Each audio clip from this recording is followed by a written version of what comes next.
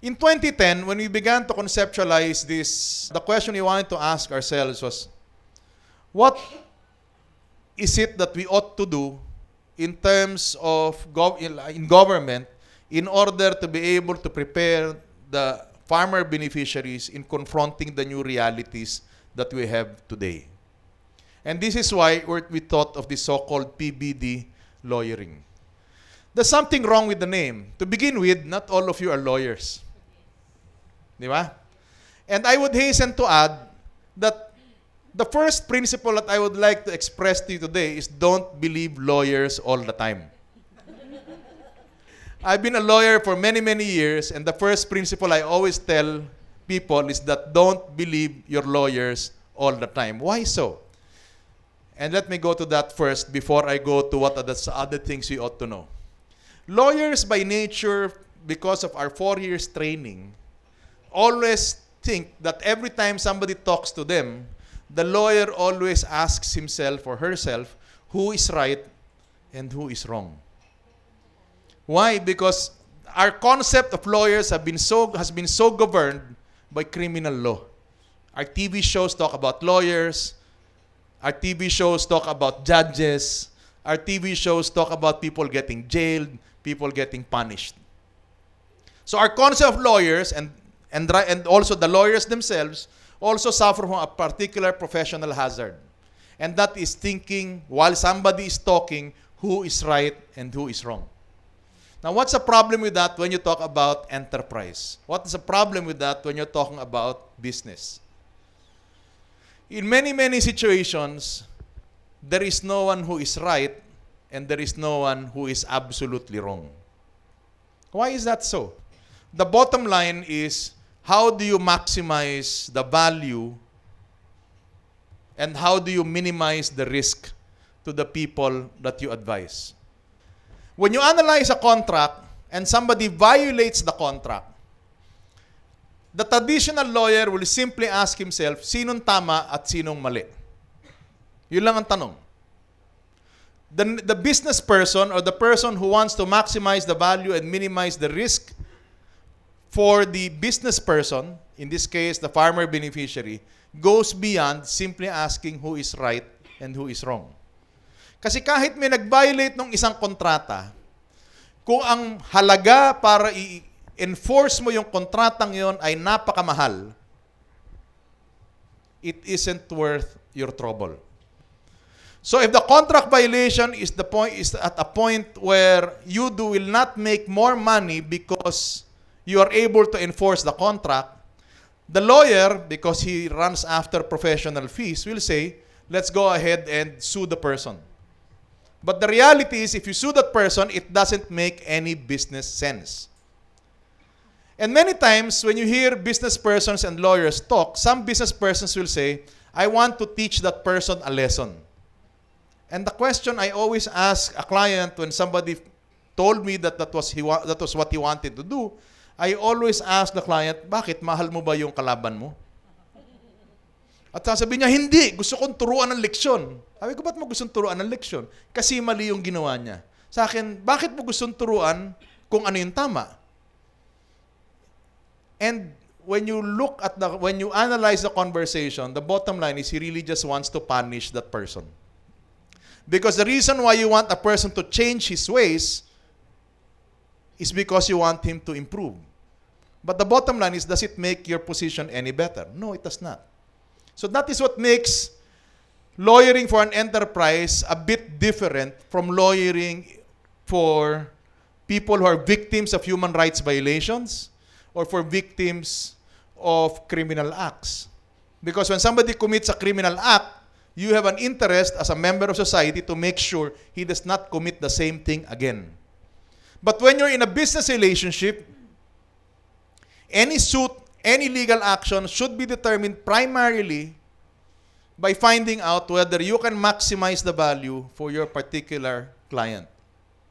And that is what makes PBD lawyering drastically and radically different on what we do when we talk about land tenure improvement per se.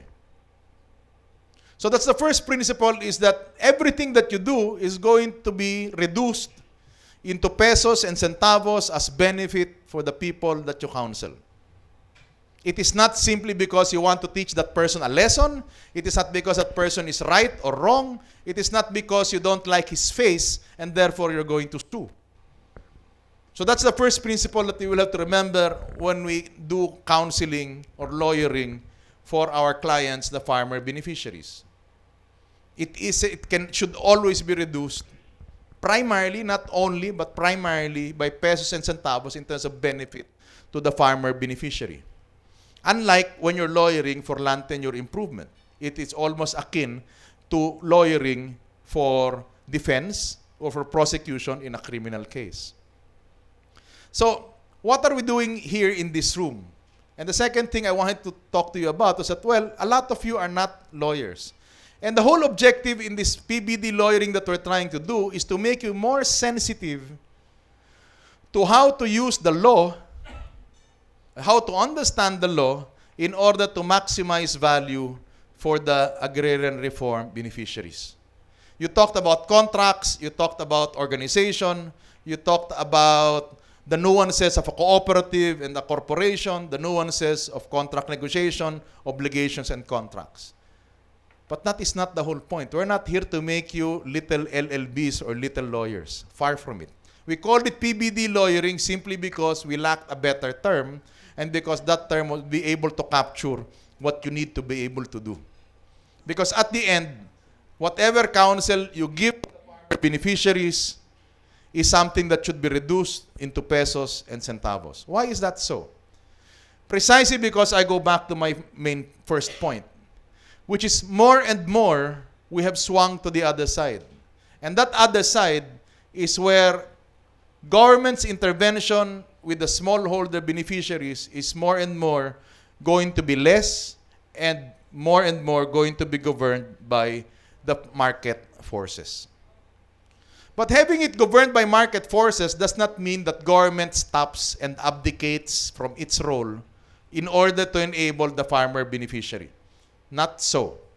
Precisely, the reason why we're doing this is because we realize that on the negotiation table, the farmer beneficiaries, and like a lot of other basic sectors, are at a disadvantage. They are at a disadvantage for the simple reason that, one, the organization of the farmer beneficiary is not as tight in the beginning as the organization that a normal, ordinary business and enterprise would have. Why? Because in a cooperative, you deal with at least 15 persons in that particular organization. You deal with all other sorts of characteristics of members whose characteristics are not found in a very hierarchical business organization where normally the one who decides is the one who owns the company. So that by itself is already a problem. The organization of the farmers is something that you have to contend with, particularly so because in many situations, the first time that they're going to come together is when we put up that cooperative, when we put up that organization, or when we put up that association. So doon pa lamang sa form ng dalawang contracting parties, may problema na. And that is why we're doing this PBD lawyering. The second thing is the issue of what economists call information asymmetry. And what is information asymmetry? It simply means that two contracting parties don't have the same information. You will never be able to get all the information you need of what exists. And more so, you will never be able to get the information that you need for what may happen in the future. And therefore, the role of government, which is your role, is to lessen the asymmetry or the information asymmetry between the farmer beneficiaries and the persons or entities that they contract with. And how do we do that? By doing what we're doing right now. That's one. Number two is getting to know the industry in which they operate. And there are many ways to skin the cat in terms of doing that. One is we enable them to get to know the ramifications of what they are going to enter into. So if it's a banana, if it's a contract, what would be the effects of that, the effectivity of that contract and the organization that they have? And the second thing is it also will help if we begin to understand and assist them to understand and go with them in understanding in exactly what that banana industry is all about. But when you talk about the banana industry, you can really talk about a segmentation of that banana industry. And you can have a market for bananas of different varieties of bananas. You can have a market on different kinds of organic bananas or whatever other bananas that you might use for ketchup, some for bananas on the table. And why is it that the farmer beneficiary is not aware of it? For the simple reason that that is not his world. So the bottom line there is government is here in order to be able to minimize the information asymmetry that exists between the contracting parties. So, third is that we also know, the other role of government is that we also know that from day one, aside from information, there are resources that are not available for the farmer beneficiaries to be able to compete realistically within the market. Many times, there's always a debate, not only, and that debate has not been settled, and the issue is the issue on the debate of what resources can government actually give, or what level of subsidy, or what form of subsidy do we really give in order to capacitate the farmer. In the past, the idea was to give everything that ought to be given that the farmer will need. Lately, we realize that we don't have enough funds or resources in the government to be able to do that. In the ideal situation, the idea would be to give all the tractors that the farmer needs, all the sugarcane tissue cultures or sugarcane tops that the farmer needs to be able to start off, all the fertilizers.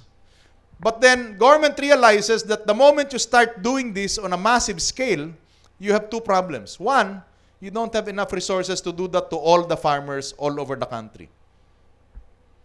Number two, even if you had the resources, you will not be able to do it for the next Y number of years. So what that means is, how do you calibrate now as government? What is it that you provide a subsidy for the near term and that which you provide a subsidy for the longer term? So the question we ask ourselves now is it the lack of credit that is an issue? Or is it an issue of supply of money to be lent to the farmers? Or is it an issue of the farmers being able to access the credit?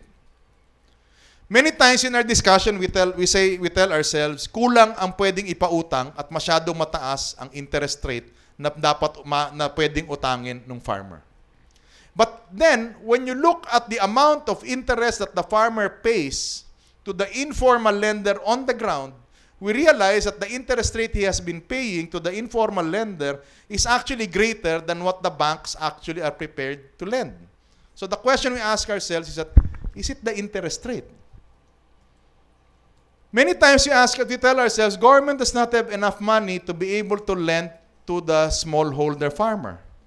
And yet, when we look at the experience we've had with the Agri-Agra, we realize that there are funds to be lent, but there are not enough people who are able to access those funds. So the question there is it the supply of credit that is the problem? Is it the interest rate? It doesn't look that way, and neither does it look like supply. And lately, what we've been asking ourselves in government is that perhaps it is not just supply, perhaps it is not just the interest rate, perhaps it is because, again, of the basic concept we talked about earlier of information asymmetry. And what is information asymmetry in credit? The lender does not know the borrower enough for him to be able to compute the risk that he is taking. The lenders, the banks, whether Land Bank, in spite of what Land Bank says, and the other commercial banks, don't know enough of how the farmer behaves or how the farmer beneficiary organization behaves. That is why you ask yourself is that when you talk about credit, is it really primarily the collateral or is it an issue of the character and the capacity? Any credit investigator will tell you that what counts more is the character and the capacity, and the third item is only the collateral. It is not because you don't have something to secure the loan with, but it is your behavior and the capacity of the business, of your earning capacity. Okay, let's go back now to the farmer beneficiaries as far as credit is concerned. The collateral is an issue with farmer beneficiaries because the land that they were given is primarily mortgaged to the Republic of the Philippines. On the issue of character, it is not simply this amor solo painting and say that the farmer is mapapagkatiwalaan, etc. But you have to be able to quantify the character of that organization is into whether or not it will pay the money it borrows. The capacity is a product of the business plan that you have been looking at for the past several days into whether or not the business plan for which you proposes to use the money can actually make the money to be able to pay the loan and to have dividends in order for him to take home. So the bottom line is really character, capacity, and the third is collateral. So why am I talking about credit now when we talk about government subsidy? Your role as PBD lawyers or PBD counsels or enterprise organizers is simply this. We have to make the farmer beneficiary and the farmer beneficiary organizations be put in a capacity where the character can be measured and known, and where the capacity, the business plan, becomes something that can be understood so that people will act, or banks will actually lend money. That is one role of government that we are trying to satisfy with this workshop that you're trying to do right now. Our role in DAR and our role in government is to make sure that the organizations which VAL is part of comes up with the paper and the records and the plans so that other banks or lenders can actually lend them funds. So that's the third role of government, is to go where no businessman or bank will ever go. So credit is one example, and credit will not flow if the organizations are not clear, the business plans are not made. The second aspect where government comes in is on the issue of startup investments. You can come up with a good business plan, you can come up with a good organization, but there are some things that you really just need to set up and for the farmer beneficiaries to have as a startup for them to be able to compete and to actually go into business. And what are those? One of the components that we have in the Access program is essentially equipment. Like, if you're going to buy a 1.4 or 1.5 million tractor and get a loan, you will most probably never be able to buy the tractor for the next 5 or 6 years. That is why part of the Access program is to make sure that that equipment, not all of it, but a part of that equipment is given to the farmer beneficiary at a grant, along with the capacity to be able to organize to use that particular equipment. By the very design of the Access program, it is not meant to give all the equipment that the farmer beneficiary needs, but it is meant to pump prime the capacity of that particular farmer. We also do the same thing in terms of technical capacity. Government's role is to make sure that the technical needs of the farmer in order to be able to plant is there. Because the farmer will not have the capacity or the wherewithal to be able to buy the technical extension, particularly so in a situation where right now, unfortunately, state universities and government has abdicated its role as technical extension for the smallholder farmer. Magbiyahe lang kayo sa mga palayan at makikita nyo, ano nakikita nyo dun sa pagdumakay sa palayan. May mga karatula kung ano-anong klaseng pesticide, herbicide at sideside ang andoon sa palayan. Bakit? Kasi technical extension, government has abdicated technical extension and given that to people who sell the inputs. So our role in government as part of the Access program is to be able to buy the technical extension for the farmers in order for them to go into the technology that they think is appropriate in order to jumpstart the enterprise that they have. That's another role of government that we have to look into.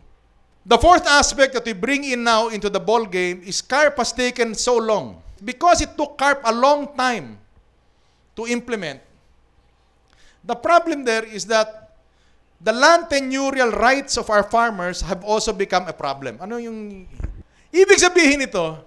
Mismo yung land tenurial instrument na binigay natin, sa kagaling-galing at kautak-utak ng lahat na nag-isip ng CARP, ang nakalimutan, ang beneficiary nga pala ay namamatay at tumatanda.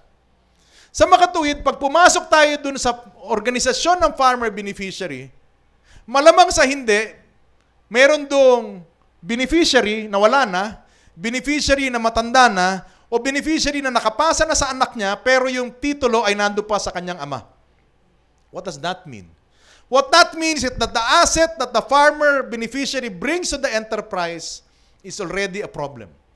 For 20 plus years, we have refused in the department to accept that people grow old. In the same way that the people in DAR refuse to accept that we also grow old. Di ba?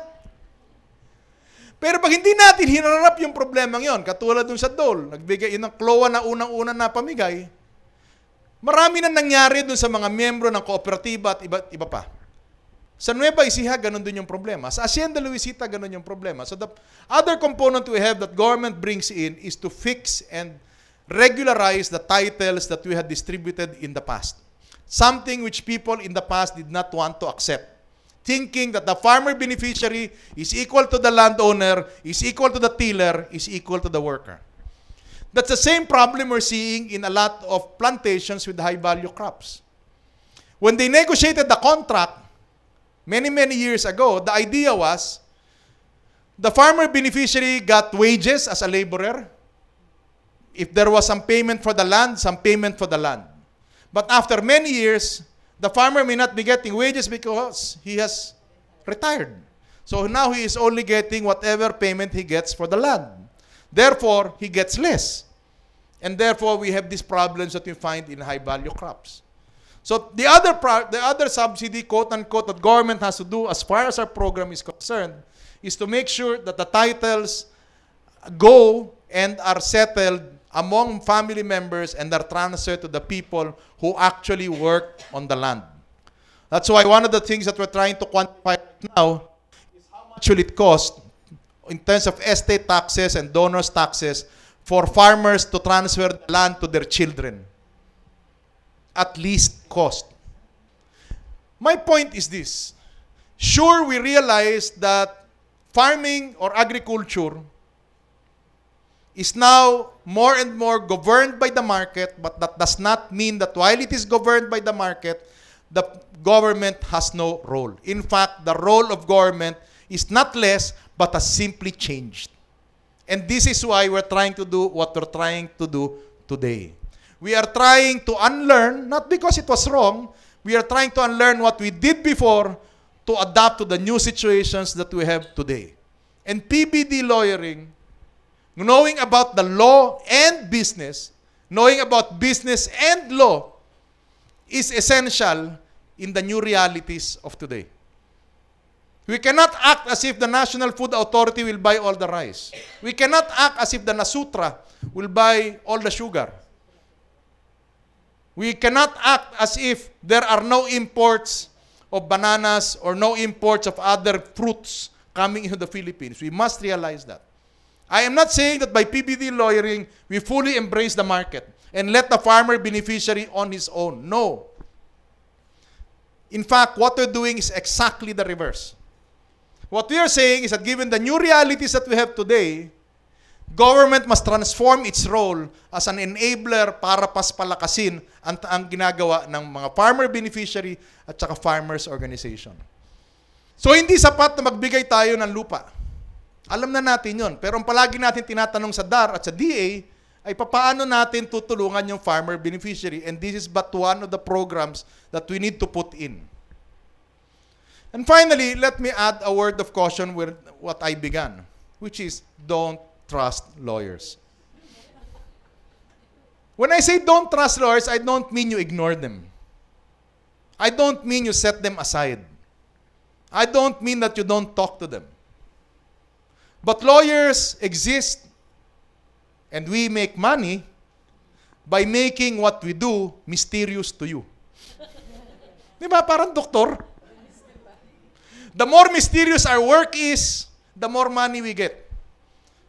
If it is not money, the more mysterious our work is, the more valuable we become. And here in this room, there must be what? 6 or 7 lawyers. The rest are not lawyers. And why are you talking about contracts? Why are you talking about organization? Precisely because you want to demystify the law in order that we can serve the farmer beneficiaries better. Because you know that there are new realities on the ground.